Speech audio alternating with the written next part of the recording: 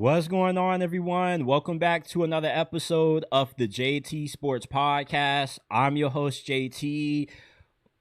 I'm on here to talk some college ball with y'all. And, we're not just going to dive into, how Colorado is in for a bounce back season under Coach Prime. We're also going to dive into the disaster that Florida State has now become, to the point that they're so down bad that their potential replacement for Mike Norvell could be the guy who first started their initial downfall to begin with a few years ago. There are two sleeping giants in college football right now that have been reawoken: Florida and UCLA. We're going to dive into how these two sleeping giants have come back out of hibernation and how good are they going to be in their first year with new head coaches. Oregon has been good enough to win a national championship for the past 3 years, and yet they have had nothing to show for it. They've been blown out twice in the college football playoffs against teams that they were playing the second time. And I don't know what it is about Dan Lanning, but it seems like anytime you play Oregon under Dan Lanning, the second time seems to be a charm. Oregon has a rematch problem that I don't think Dan Lanning is going to be able to solve. And Oklahoma, last year, they won 10 games. They made it to the college football playoffs in spite of having one of the most difficult schedules in college football. They come into this year looking to make back-to-back trips to the CFP, once again having to do it in spite of a difficult gauntlet of a schedule. But there's a little bit of a hidden advantage that Oklahoma has in the schedule this year that they could take advantage of, that could give them a clear path to repeating as a CFP participant. Before we dive into it all, look, if you live, eat, breathe, and die football, you have come to the right place. We're talking all things football, NFL, college football, 24/7, 365 days throughout the year. If you can't go a day without getting your football fix in, smash that like button, subscribe to the channel, hit that bell icon so you don't miss when we drop new content. Remember, we are not just a YouTube channel. We are a podcast. You can find this episode along with all of our previous episodes in audio format on all podcasting platforms. If you enjoy the content, you want to support the grind, all we ask is that you give us a 5-star review. We're trying to crack the top 100 of the football podcast charts on Apple. We can't do that without your help. So if you enjoy the content, you want to support the grind, give us a 5-star review. The links to the podcast are down in the description below. And let's dive into it. Last year, Oklahoma made it to the college football playoffs despite having one of the toughest schedules in America. This year, they're trying to make it back to the college football playoffs, once again having to overcome another brutal schedule in order to do so. Right now, Oklahoma's schedule is power rated as the second toughest in college football. The only team that has a more difficult schedule than Oklahoma this year are their arch nemesis, the Texas Longhorns, or I should say the Texas Shorthorns, as some of you OU fans like to refer to them as. Oklahoma, what's scary about this team this year is that they could be better than what they were last season and somehow still miss the playoffs because this schedule is that difficult. But there are a few hidden advantages that Oklahoma has with this year's schedule that if they can take advantage of them, they could easily find themselves back in the college football playoffs again.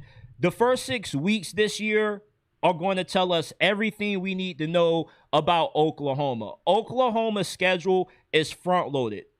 The first 6 weeks, they have to play Michigan, Georgia, then that neutral site game with Texas. By the end of week 6, we're going to know what Oklahoma is as a team. We're going to know if they're good enough to make it back to the college football playoffs, possibly be able to compete for the SEC title, or if they're going to fall off and regress. Because I feel after the first 6 weeks of this season for Oklahoma, it's going to either go one or two ways. Either they're going to be 4-2, still in the mix to make it back to the CFP, or best case scenario, they're still 6-0, 5-1, or they could be completely eliminated from playoff contention altogether. That's the pros and the cons of having a front-loaded schedule.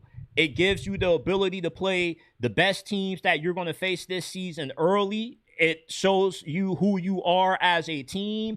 They're very early tests, and if you pass them, then it makes the final exam a lot more easier to get a passing grade on, which that final exam would be finishing off against Texas A&M, Ole Miss, which I definitely think that Oklahoma has a good shot at being able to beat those teams, especially Texas A&M.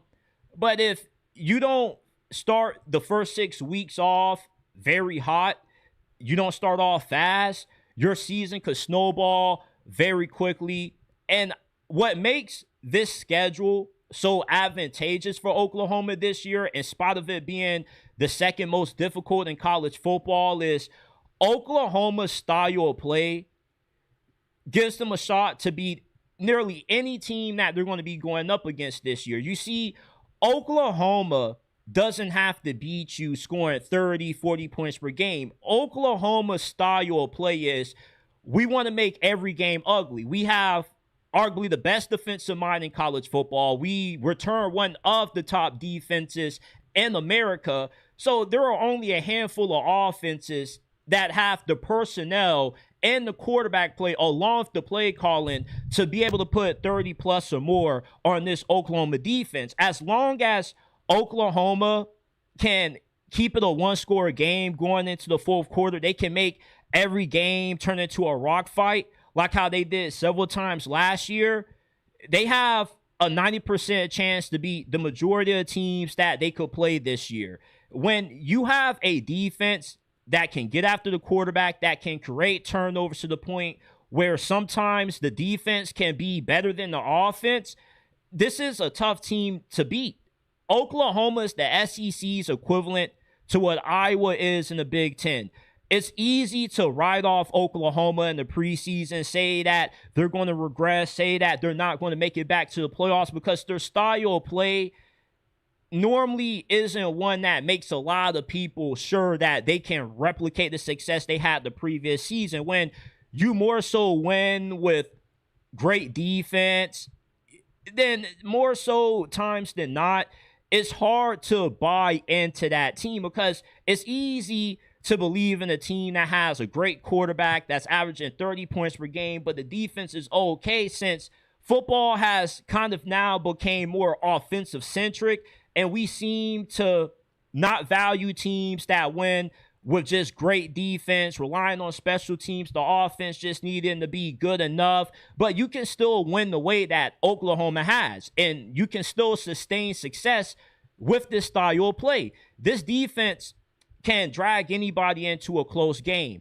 That's why Oklahoma was so good in one-score games last year. They were 4-1 in one-possession games. The games that Oklahoma lost last year were the games that the offenses they were going up against put 30 on them, like Ole Miss when they went up against Trinidad Chambliss, the second time they played Alabama in the first round of playoffs.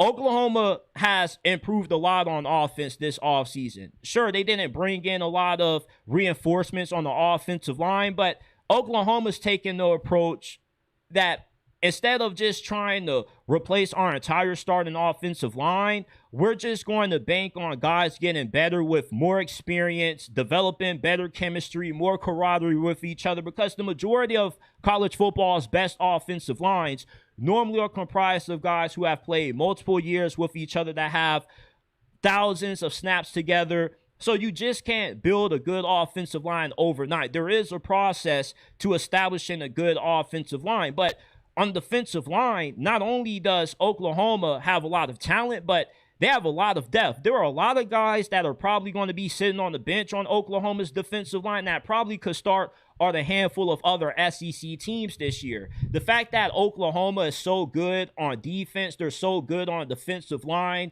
is going to allow them to still be able to win a lot of one-possession games, since unlike most teams in the SEC and the majority of college football, Oklahoma has tons of depth on the defensive line. Most teams don't even have good defensive linemen. They have okay defensive linemen, but they don't have as deep as a rotation, as deep as a starting lineup and the bench, as deep as what Oklahoma has on the defensive line. And their linebackers are pretty good. Sure, they have some concerns in the secondary, but you can never question how good a Brent Venables defense is going to be.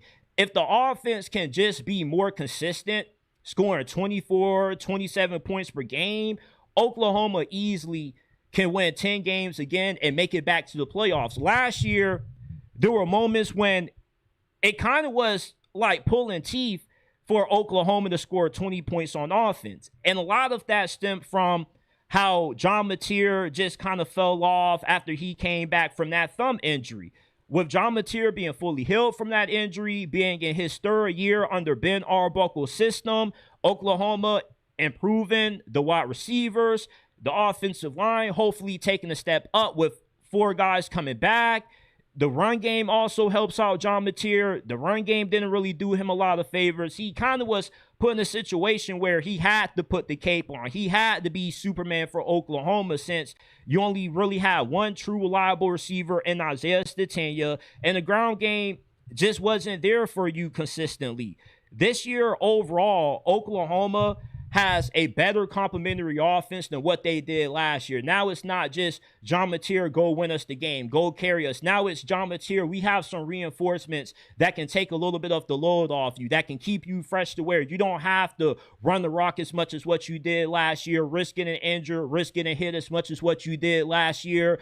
Oklahoma's ceiling is higher this year because the offense has a higher ceiling. Sure, the quarterback still may not be one of the best in college football. He may not be a first-round pick in next year's draft, but John Mateer can still be a good enough quarterback to get Oklahoma back to the playoffs because the identity of this team is defense and making every game ugly. And there's only 2 teams that I think Oklahoma is walking into at a big disadvantage against.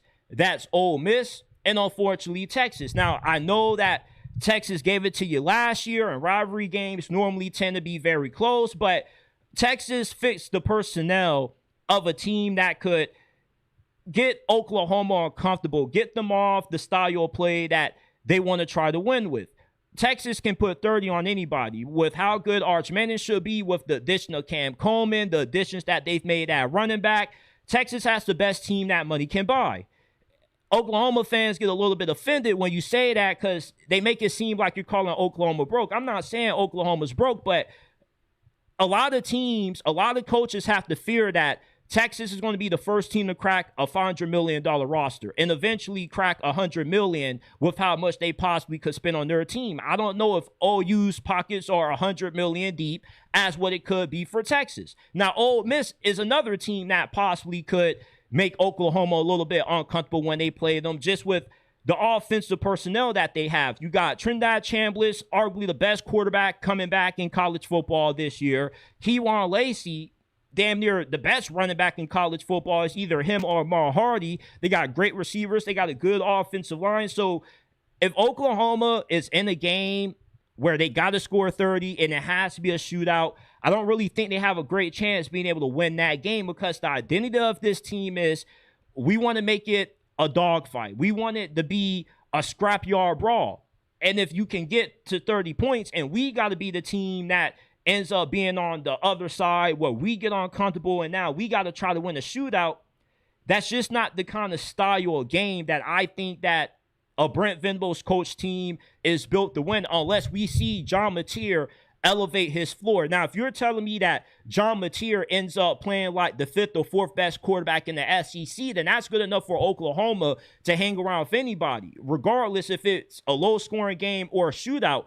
Oklahoma isn't lacking in talent. They have a very talented offense, very good receivers, and a very loaded defense. So it really just depends on how much can John Mateer elevate his floor, and if not, then can this defense continue to make every game a rock fight? And if that ends up being how this season goes for Oklahoma, I can very well see them back in the college football playoffs. But if not, then this season could get away from the Sooners very fast, and it won't take long for their playoff hopes to be over.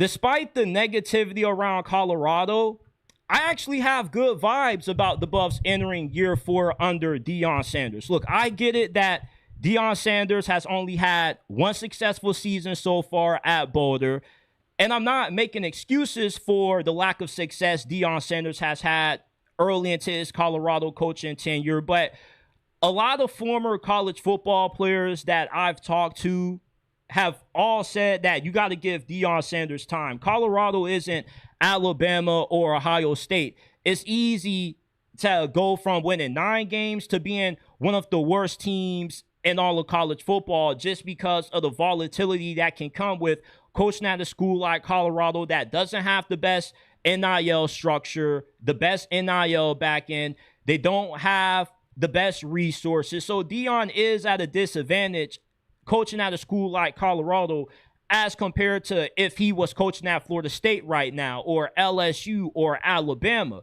So there are some years when you could see Colorado win 9-10 games and then the following season just completely fall off. It's hard to sustain success at a place like Colorado, especially when you're still growing as a head coach. We think just because Deion Sanders was one of the best football players in NFL history that automatically made him a great coach. No, Deion Sanders still is learning as a coach. There's a difference between coaching at Jackson State and coaching at a Power 4 school in a Power 4 conference. The coach that Deion Sanders was when he first took this Colorado job is not the same coach that he is now, because I feel like Deion Sanders has shown a lot of growth throughout his first few seasons at Colorado, especially with the changes that he made this offseason to his coaching staff. The staff change that I'm the most excited about, the hiring that Deion Sanders made that has me feeling good about Colorado entering 2026, is Colorado's hiring of Brennan Marion as their new offensive coordinator. Brennan Marion changes everything for the better when it comes to Colorado's offense. Colorado's offense hit rock bottom last year. It can't go no lower. It can't get any worse than what it was in 2025. They couldn't run the ball that well. They didn't have a successful time throwing the football with Caden Salter at quarterback.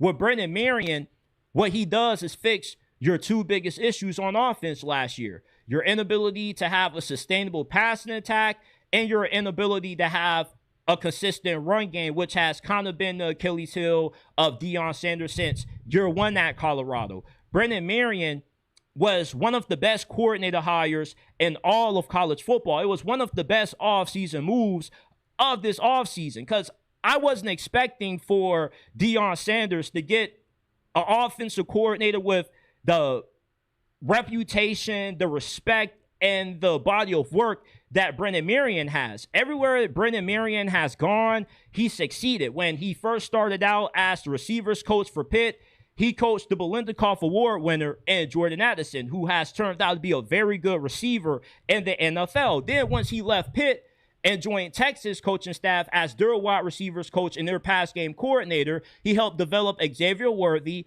and their passing game with Quinn Ewers at the helm was pretty good. Then he left Texas, became UNLV's offensive coordinator from 2023 to 2024. In the 2 seasons that he was there, he led UNLV to their best offenses in school history. He was averaging 30, 40 points per game. They were killing you throwing the football, and they were killing you running the football with this go-go offense that he created. His go-go offense gives Colorado a real identity that they can hang their hat on this year, instead of just hoping that JuJu Lewis is just a superstar and he can overcome a flawed team, flawed play calling, like how Shedeur Sanders was able to 2 years ago with how bad the offensive line was and how bad of a play caller Pat Shurmur was. I've never felt better about Colorado's offense than what I do right now after Deion Sanders' smart decision to hire Brennan Marion. Like, Brennan Marion is a legit offensive coordinator. This is one of the best coaches that Deion Sanders has ever had on any of the staffs in all the years he's been coaching so far. Like, Brennan Marion is a legit offensive coordinator. Just with having Brennan Marion and JuJu Lewis together, Colorado's ceiling, their floor has increased tremendously from what it was last year. Last year, the floor, the ceiling for Colorado was you were as bad as what you were last year. Last year was the floor. The ceiling was you probably win 7, 8 games at best. The floor for Colorado this year is you should at least be bowl eligible. I think that with Brennan Marion and JuJu Lewis, you should have one of the better offenses in the Big 12. Even if your defense isn't that great, your offense with how well Deion Sanders normally does when it comes to recruiting wide receivers, having decent running backs, skill position isn't a problem with Colorado's offense. It's really the play calling, the quarterback play, and the offensive line. I think that at least the quarterback play and the offensive line should be figured out. And as long as Brennan Marion doesn't have to deal with a lot of injuries and a lot of attrition, I expect this offense to be really good. Deion Sanders got it right with not just the hiring of Brennan Marion, but with a lot of the hires that he has made on the coaching staff this offseason. The defensive coordinator has been getting rave reviews. They're saying that this defense is looking as good as it's ever had so far under Deion Sanders. Pat Shurmur was not it. And I told you guys around this same time last year that the only reason I was giving the Pat Shurmur move the benefit of a doubt is because I had trust in Deion Sanders. Obviously, Pat Shurmur was a bad decision to make the full-time OC. Deion Sanders, at least he didn't triple down on that decision like how a bunch of head coaches do. A lot of head coaches refuse to admit when something isn't working, and they double down on it. They triple down on it. They quadruple down on it, and they end up eventually losing their jobs because of it. Deion Sanders has shown that he's not stubborn. He's not committed to just run approach. He has no problems reinventing himself and reinventing the program. I've also liked how Colorado's recruiting has started to put a little bit more effort into, building bigger classes, trying to actually bring guys in from high school and develop them. We're not talking about just bringing in small 9, 10, 11, 12 player classes. It looks like Colorado actually is trying to put together a legitimate recruiting class for the first time. So there are a lot of things that Deion Sanders has changed with the infrastructure of Colorado's program, how this program is ran, that I'm feeling really good about. And JuJu Lewis gave us a lot to be optimistic about as far as how the future of the quarterback position is going to play out for Colorado. In the few games that he started in, sure, he had a few moments where he was a little bit rattled. He looked a little bit timid, but he had some games like when he played against West Virginia, when he looked like he legitimately could be, the second coming of Shedeur Sanders possibly for Colorado. So I like what Colorado has done this offseason. Once again, I get it that there are a lot of split opinions about how this season under Deion Sanders is going to unfold, but speaking with a lot of players, including one that is a walk-on for Colorado that used to go to my high school, that got a little bit of PT last year, he told me don't listen to the outside noise. You're always going to have players and people on the outside that are going to criticize an approach when you have the season that you had last year, but I feel like the majority of the players I've talked to, they still believe in Deion Sanders.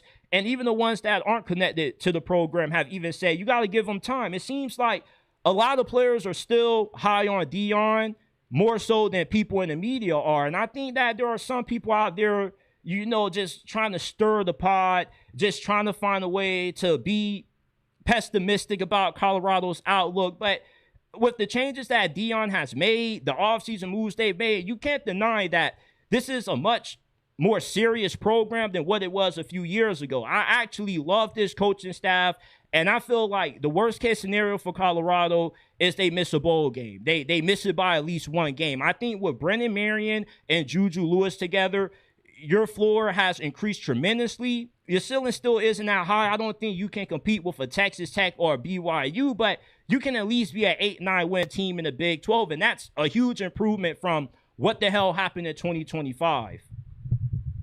Shout out to everybody that's tapped in.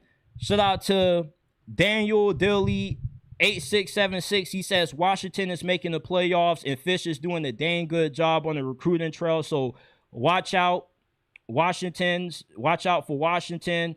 They should be considered a sleeping giant as well. It's hard to call Washington a sleeping giant when they were just in the national championship 3 years ago. So it's kind of like the Giant was never asleep, really. I mean, maybe a temporary hibernation, but even last year, didn't Washington win like 9 games?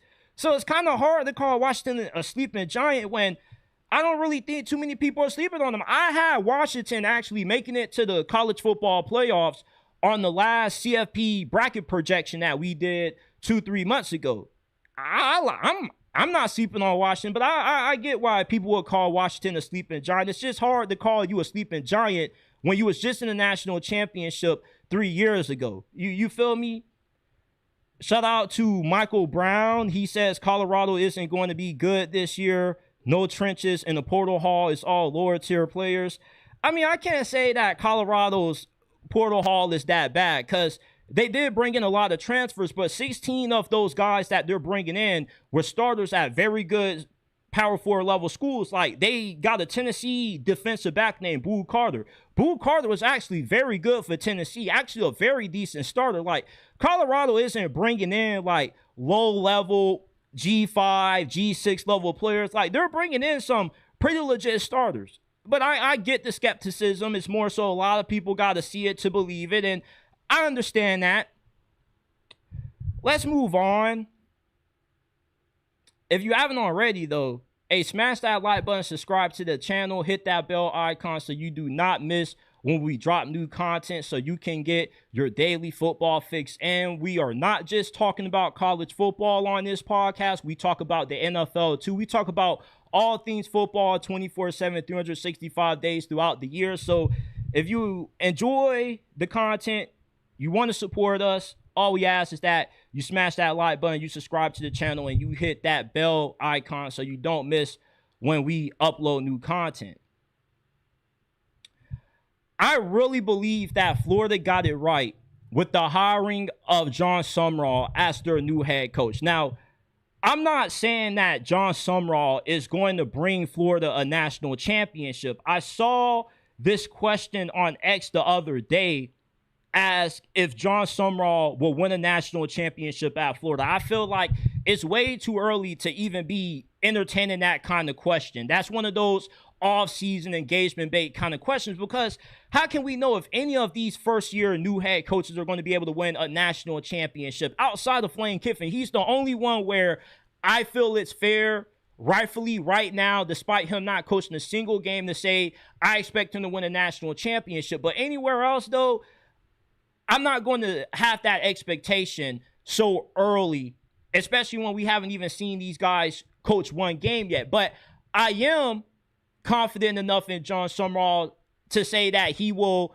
revive Florida and actually give this program some sustainable success, something that they haven't really had since they had Dan Mullen. Dan Mullen was really the last head coach Florida has had since Urban Meyer that's been able to have a few good seasons and be able to stockpile success. Billy Napier had one good year, made it to the whatever bowl, and then fell off the following season. With Jon Sumrall, though, based off what he has done so far at Troy, at Tulane, he's going to be a huge improvement over Billy Napier, because I can trust Jon Sumrall in a close game. Jon Sumrall had one of the best records in all of college football in one-possession games. He was like 15-4 in one-score games. He also did a really good job of having Troy and Tulane ready to play against opponents that out-talented them, out-rostered them. Like,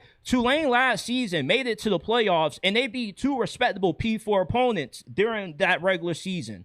They beat Northwestern, who isn't really that great, but I believe they won 6 games. And then they beat the reigning defending ACC champions. So Jon Sumrall, unlike Billy Napier, he's a lot better in close games. He has better clock management. He has better late game decision making than Billy Napier. And also, you can be assured that Florida isn't going to go 0-14 on the road against ranked opponents. Florida did a very poor job at being able to win big games on the road under Billy Napier. Now, they didn't get blown out in all of their big-time road games. Like, they had a few road games, like 2 years ago in 2024 when they almost upset Tennessee and Knoxville. It's just the coaching. the talent is there for Florida. The talent is good enough for Florida to possibly be a fringe playoff team, depending on how good the offensive line looks and how good the quarterback play is going to be, rather that be Aaron Philo or Tramel Jones. What's been holding Florida back the past 2 years is that they just haven't been a well-coached team. In the SEC, having the Jimmys and Joes isn't enough. Sure, if you're in the Big 12 or the ACC, you can be an average coach and the talent make you look better than what you actually are. But in the SEC, if you're not a good coach, there is no faking it. There's only so much you can get away with when you have a talented team. Hell, like Billy Napier won his last game at Florida and got fired because the talent won him that game. He was celebrating even though he didn't really win the game. The talent won the game in spite of him. With Jon Sumrall, he's going to win the same games that Billy Napier lost. Jon Sumrall's teams, Troy, Tulane, have all been very good in tight games. They don't commit a lot of bad penalties. They don't have stupid boneheaded turnovers. He has a pretty good feel for when to go for it on certain fourth down situations late in the game. Jon Sumrall is the coach Florida needed to be able to win these close one-possession games. When you're in the SEC with the amount of competition that you're going up against every single week, not every game is going to be decided by a 2-score win. A lot of games are going to come down to the wire. Remember how Florida lost to Georgia last year? Like, even last year, when Billy Napier was gone, like, Florida was still having a hard time being able to win close games. The fact that Florida came very close to beating Georgia tells you the only thing that this program is missing is coaching. Because if you can come close to beating Georgia despite not having great coaching, that tells you how far ahead Jon Sumrall is when it comes to the rebuild at Florida. Because you don't really got to rebuild when you already have as talented as a team as what Florida already had in-house when Jon Sumrall first arrived in Gainesville. And what I love so much about Jon Sumrall, speaking with a former player of his, because I actually met a good friend of mine at FAU that transferred to Tulane for last season and played for Jon Sumrall. And I asked him, hey, be honest with me, my dude. Is Florida getting a good head coach in Jon Sumrall? And he said yes, as long as he didn't bring Tulane's offensive coordinator with him. Now, I don't know what my homie had against Tulane's offensive coordinator, but he said he wasn't good. And if Jon Sumrall brought him to Florida, he would be very skeptical about it. But he described Jon Sumrall a lot like how Dan Campbell is if you watch the NFL. Dan Campbell, high energy guy. He has a rough and rugged attitude. You know, he's going to bite your kneecap. Basically a metaphor for saying that we don't care if we have to suffer a few broken bones. We're going to do everything that it takes to win. Jon Sumrall has Dan Campbell vibes about him. You look at Jon Sumrall in the eyes. Does he not give you psycho? Does he not give you a guy that seems like he could be a little bit off the deep end? I don't know, but I look at Jon Sumrall, I see a guy that, you know, is very intense. Unlike Billy Napier was very calm and collected. You didn't really see Billy Napier get animated that much on the sidelines.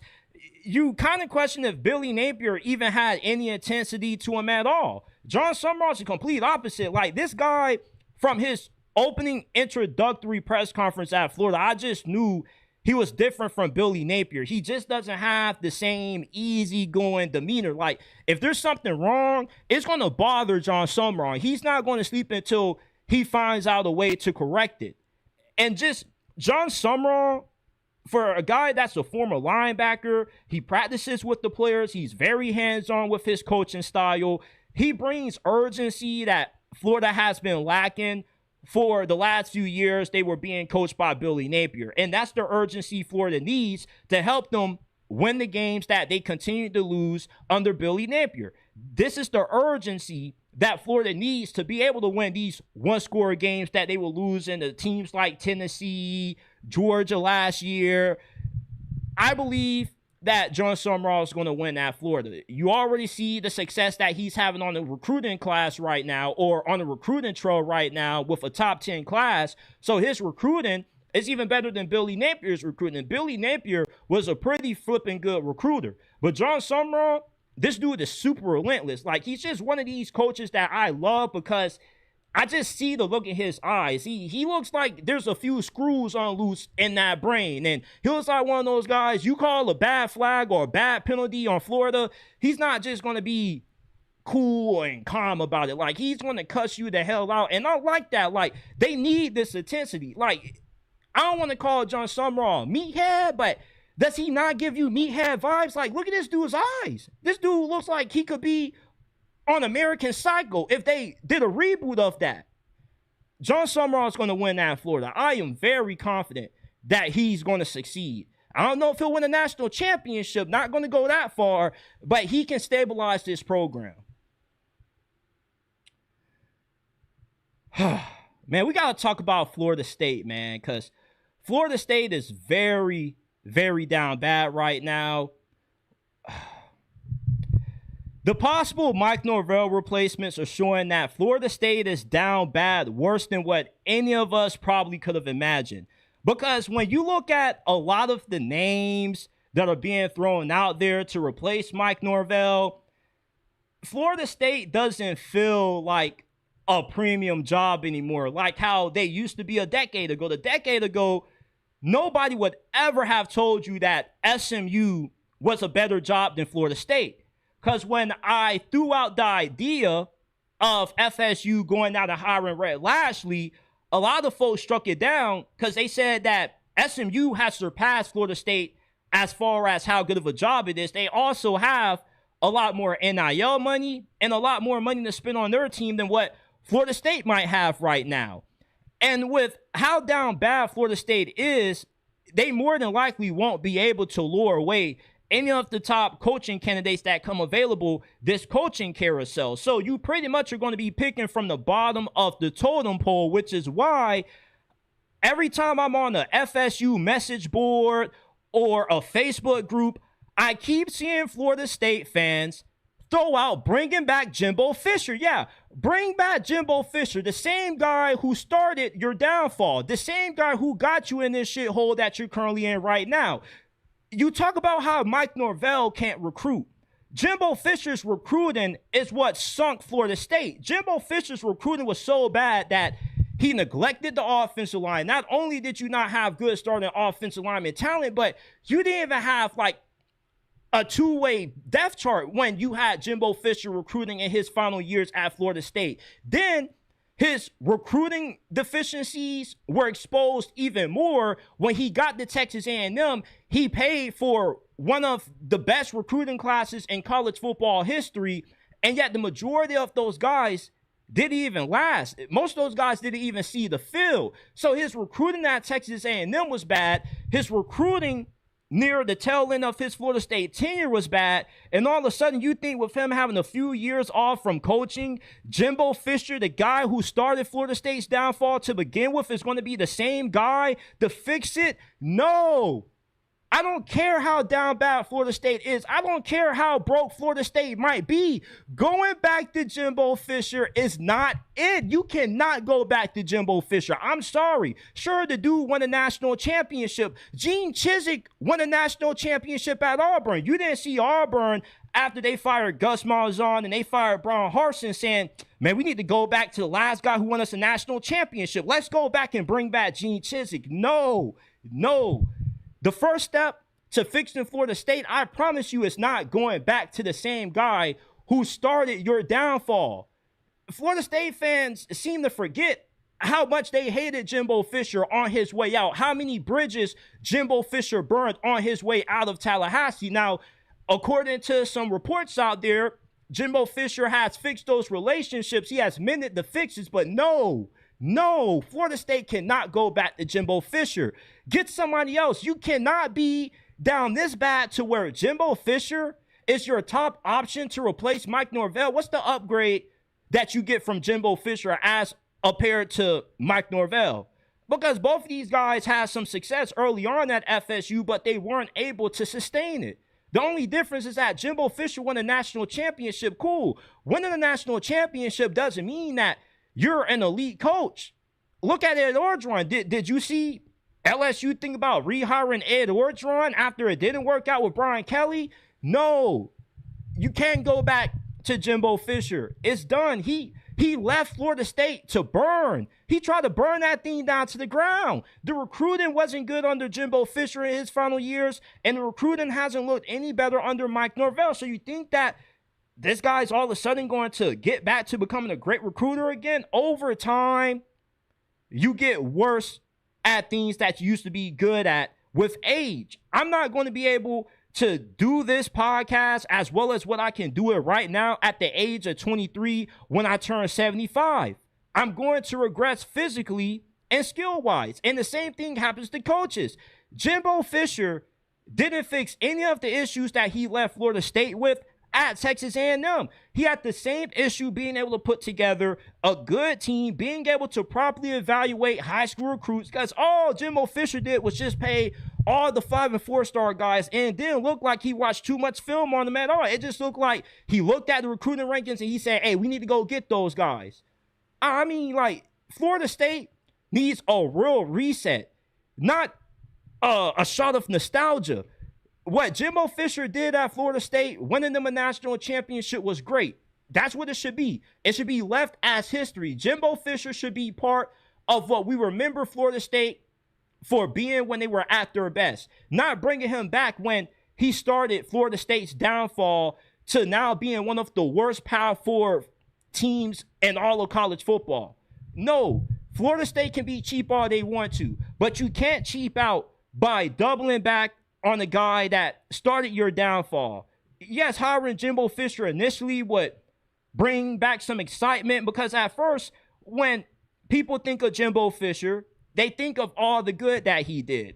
And this is evident with the message boards that I've seen arguing for bringing back Jimbo Fisher, some articles I've read, videos I've heard about possibly bringing back Jimbo Fisher. When you bring back a coach, most fans are automatically going to think about the good and easily overlook the bad.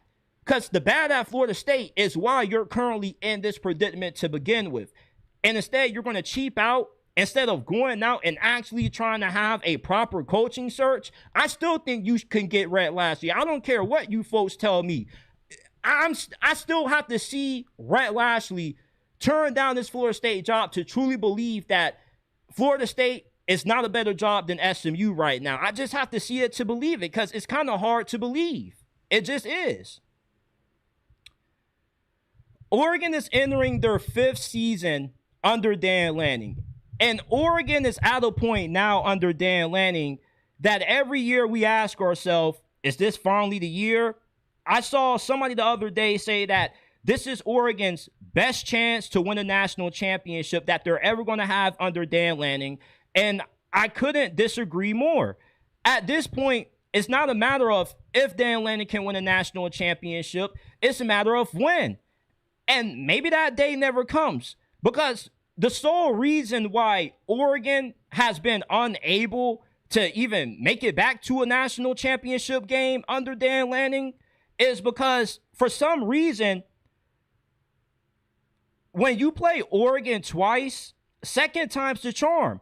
Oregon is one of the few teams that I've seen consistently get dominated every time they rematch against a team that they saw in a regular season. And if you're an Oregon fan tuned into this, or you're somebody that has followed Oregon a lot more in depth than what I've had under Dan Lanning, please elaborate on why Oregon sucks in rematch games. This is going back to when Dan Lanning first got to Oregon. This dude was 0-2 against Kalen DeBoer.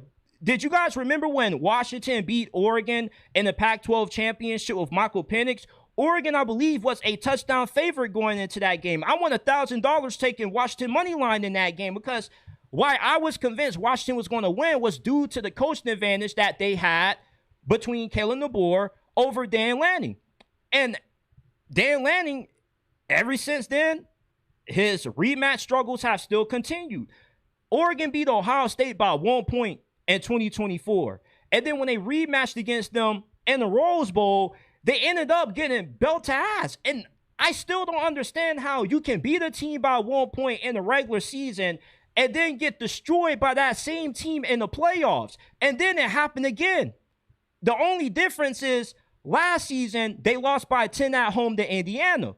I was saying that with this being the second look that Oregon gets at Indiana, they should give them a much better game to where they might be able to pull off the upset. But I still picked Indiana to win just because it's hard to win in Eugene, Oregon. It's hard to win in Autzen Stadium. Oregon doesn't lose at home that often. So if you beat Oregon and Autzen, especially by 10, then you're a very good team. After that first time that Indiana played Oregon, that's when I stopped doubting them. That's when I realized, okay, Indiana is legit. There's no more ifs, ands, and buts about it.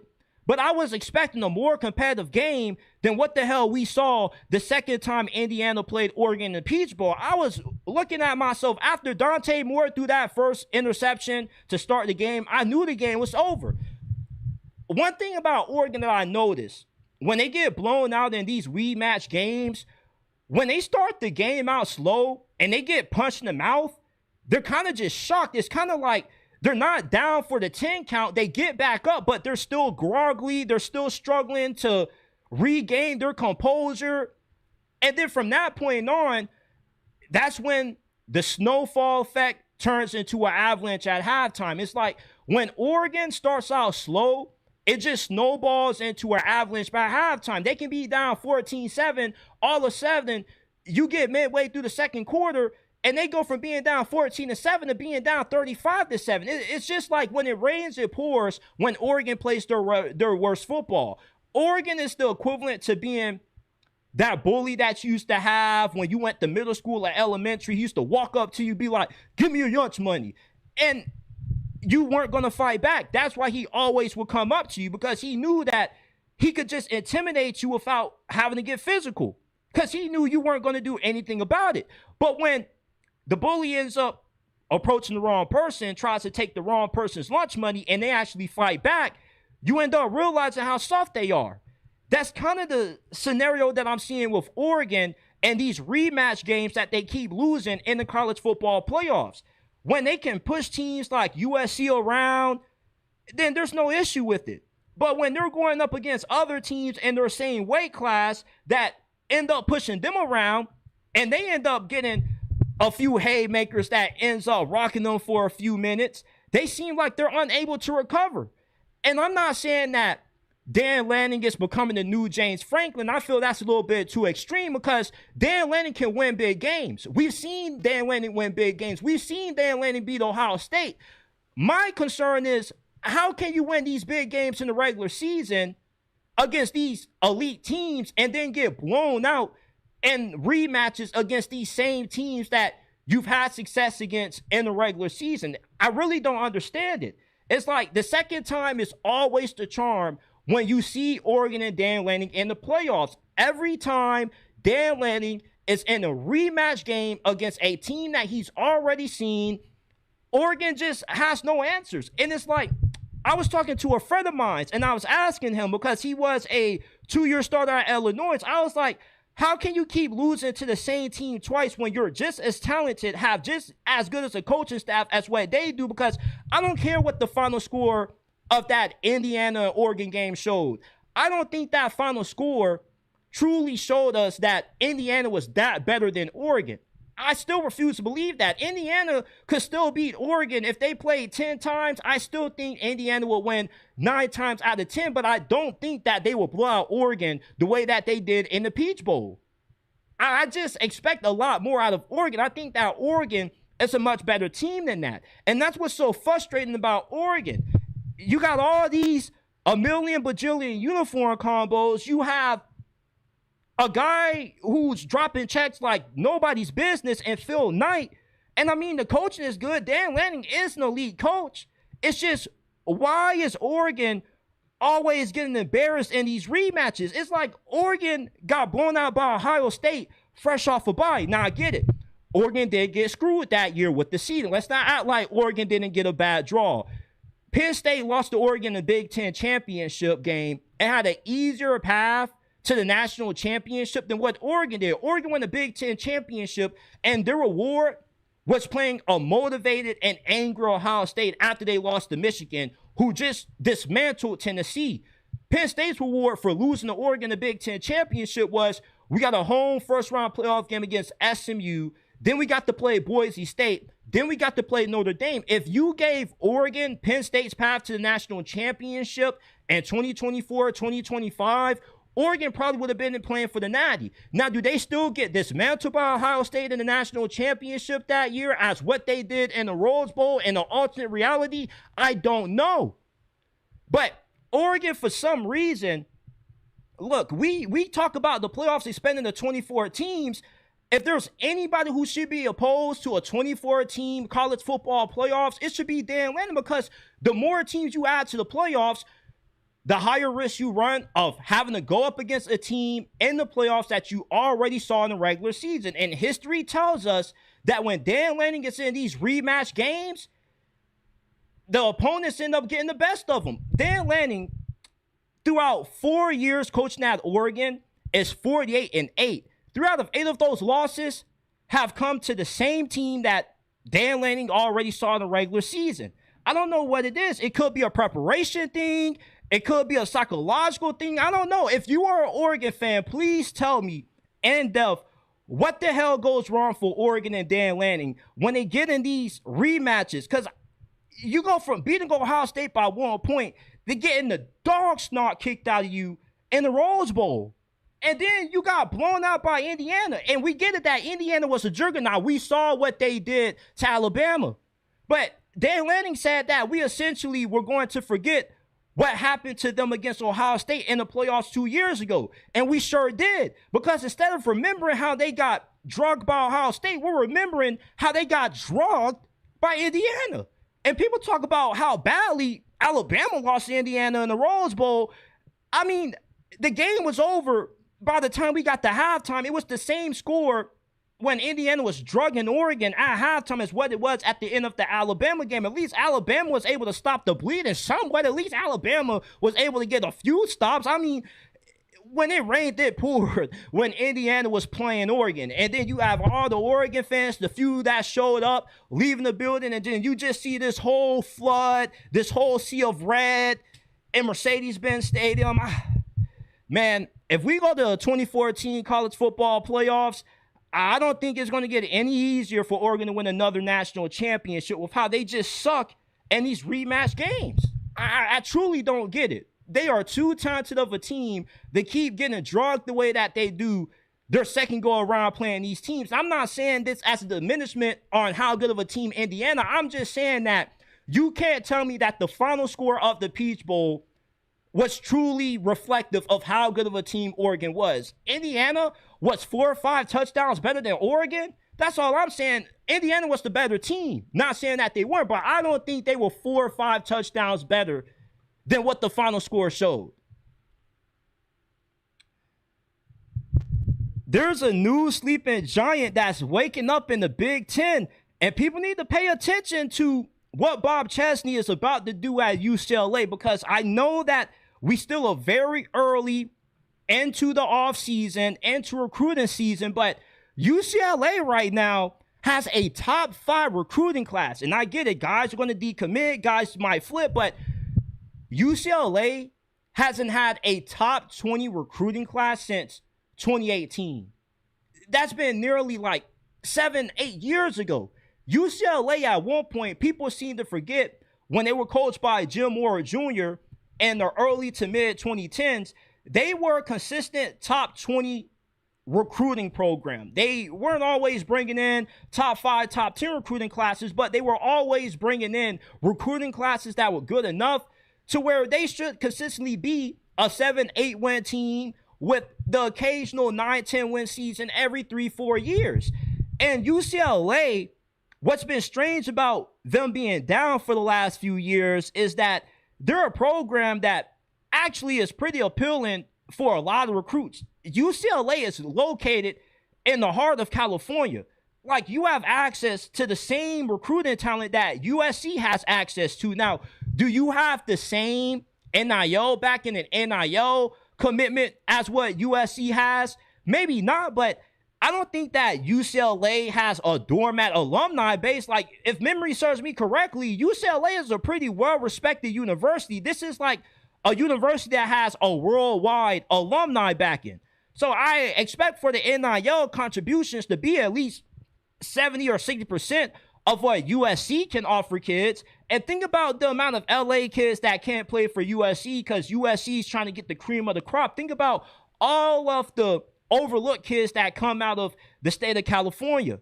Those kids, instead of staying home playing for UCLA, they end up going to Oregon or Washington or somewhere down south to Alabama or Georgia. UCLA, with the hiring of Bob Chesney, though, he already has been able to establish himself as a guy that's going to be a factor in California recruiting. Now, UCLA, the recruiting has taken a hit over these past few years because Chip Kelly alienated a lot of the top high school coaches and high school programs in the area, because we know that Chip Kelly is a guy that doesn't really care that much about recruiting. And when he did try to get some of these guys from modern day St. John Bosco, the guys felt offended. The coaches felt offended because they were like, you're coming to recruit some of our guys with early national signing day being just around the corner because the other guys that you prioritize over our guys didn't pick you. Yeah, they felt disrespected. Now, their previous head coach tried to correct this. He was working on trying to mend the relationships that kind of have soured between UCLA and a bunch of these other big-time high school programs in this state, thanks to Chip Kelly. But unfortunately, he didn't get enough time. Bob Chesney comes in, and he immediately has hit the ground running as UCLA's head coach when it comes to recruiting. And I know that, once again, you don't have to tell me that, oh, they're going to have a few guys that fell off, a few guys that are flipped. That's not the point. Even if UCLA doesn't finish with a top 5 recruiting class, the point is that they are at least guaranteed to finish with their best recruiting class in nearly a decade. That's the big point that you have to pay attention to. And if USC is having this amount of success recruiting, because right now USC and UCLA are neck and neck. Think about if Bob Chesney ends up being as good or at least is 60% of what Curt Cignetti has been at Indiana, because when Curt Cignetti left JMU, Bob Chesney was the guy who came in and replaced him. His first season at James Madison, he won 9 games. In year 2, he went 12-2. He won the Cell Belt and got James Madison to the college football playoffs. And before he even got to James Madison, he was winning at Holy Cross. Holy Cross, you normally just think about them for lacrosse. I know they got a pretty lit lacrosse team. I don't know too much about what they do in football, but I do know that Bob Chesney had Holy Cross looking like a powerhouse. They were like a dynasty in whichever conference they were playing in. They won like 4 or 5 straight conference championships. Like Bob Chesney, like Curt Cignetti, he wins.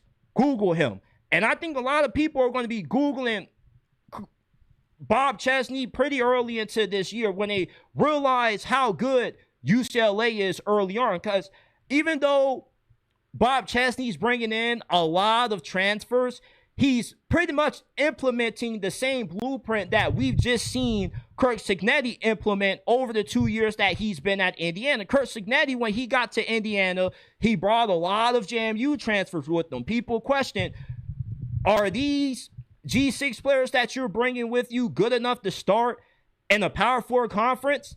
And look what happened.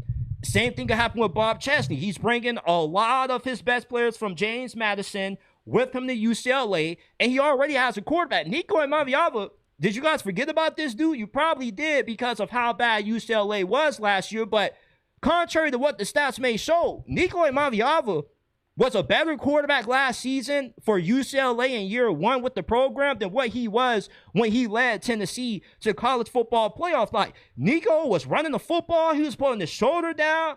I saw a style play out of Nico Iamaleava that I never saw his lone season starting at Tennessee. If he would have played the way he did last year at Tennessee with a much better supporting cast, he would have had a much better redshirt freshman season. He probably would have gotten paid the money that he was asking for.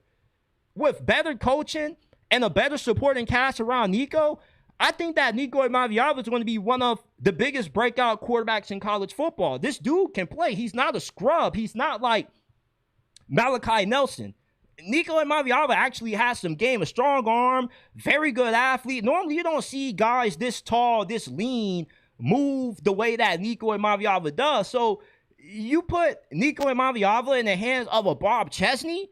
Yeah, I think that UCLA, although I don't think they're going to have the wild success that Indiana has had under Kurt Cignetti right away under Bob Chesney, I at least think this can be a 7-win or better team this year. Bob Chesney has won everywhere he's been. I was very shocked when I saw the news that UCLA hired Bob Chesney. I thought he was going to go to Penn State. That was the number one destination everybody had penciled in for Bob Chesney. And I don't know what fell through between the old Penn State and Bob Chesney ordeal, but when he saw UCLA, everybody started scratching their heads saying, who the hell is going to be Penn State's next head coach? Now, fortunate enough for Penn State, despite how disastrous the situation was, they were able to walk out with Matt Campbell.